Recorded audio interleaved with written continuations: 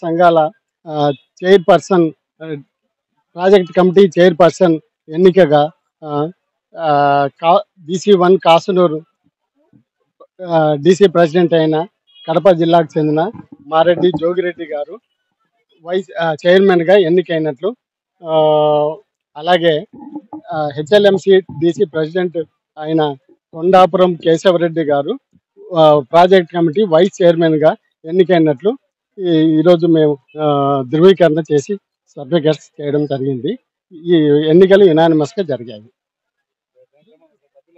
సభ్యులు DC presidents 12 మంది సభ్యులు, పూర్తి సభ్యులు హాజరై ఏకగ్రీవంగా వాళ్ళు ప్రాజెక్ట్ కమిటీ యొక్క చైర్మన్, ఉప చైర్మన్ ఎన్నిక చేసుకున్నారు.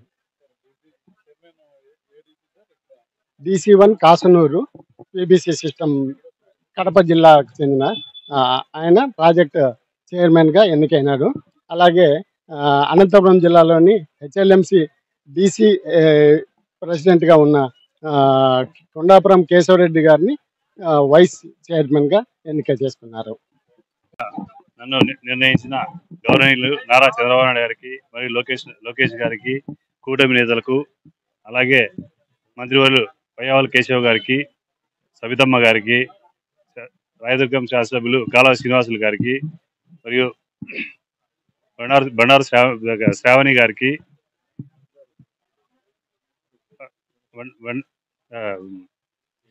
అధ్యక్షుడు వెంకటశివుడు యాదవ్ గారికి, శ్రీనివాస్ రెడ్డి గారికి, JC ప్రభాకర్ రెడ్డి గారికి, అలాగే జమ్మాడుగు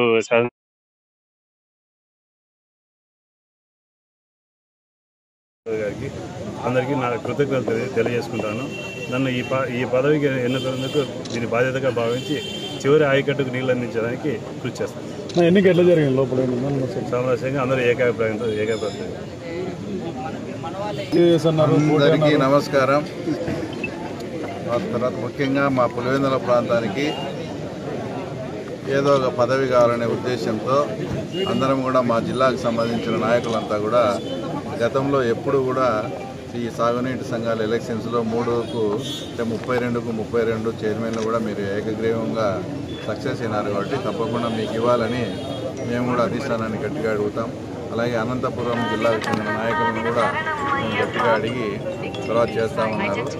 అందరికీ ముఖ్యంగా చంద్రబాబు నాయుడు గారికి, లోకేష్ బాబు గారికి, తర్వాత మా ఇన్ఛార్జి మంత్రివర్యులు సవితమ్మ గారికి, తర్వాత పయ్యావుల కేశవ్ గారికి, ఇంకా అనంతపురం జిల్లాలో ఉన్న అతను మొత్తం ముఖ్యమైన లీడర్స్కు, తర్వాత మా పార్టీ జిల్లా అధ్యక్షుల వారికి అందరికీ మనస్ఫూర్తిగా కృతజ్ఞతలు తెలుపుకుంటూ ఇక్కడ అంతా కూడా ఏకాభిప్రాయంగా ఎప్పుడూ లేనిది గతంలో పులివెందుల నుంచి కూడా 32 వచ్చినాయి. కాబట్టి అనంతపురం వాళ్ళు కూడా అందరూ మేము ఖచ్చితంగా మీకే సపోర్ట్గా ఉంటాము. ఎందుకంటే మీరు అక్కడ అతనితో ఫైట్ చేస్తున్నారు. కాబట్టి మిమ్మల్ని ఎంకరేజ్ చేయాల్సిన బాధ్యత వచ్చి ప్రతి ఒక్క తెలుగుదేశం కార్యకర్తకు, ప్రతి ఒక్క తెలుగుదేశం నాయకుల మీద ఉంది. కాబట్టి స్వచ్ఛందంగా మేమంతా కూడా బేసరతుగా మీ అభ్యర్థికే, అంటే మీరు సూచించిన అభ్యర్థికే మేము ఆ పదవి ఇస్తామన్నాం.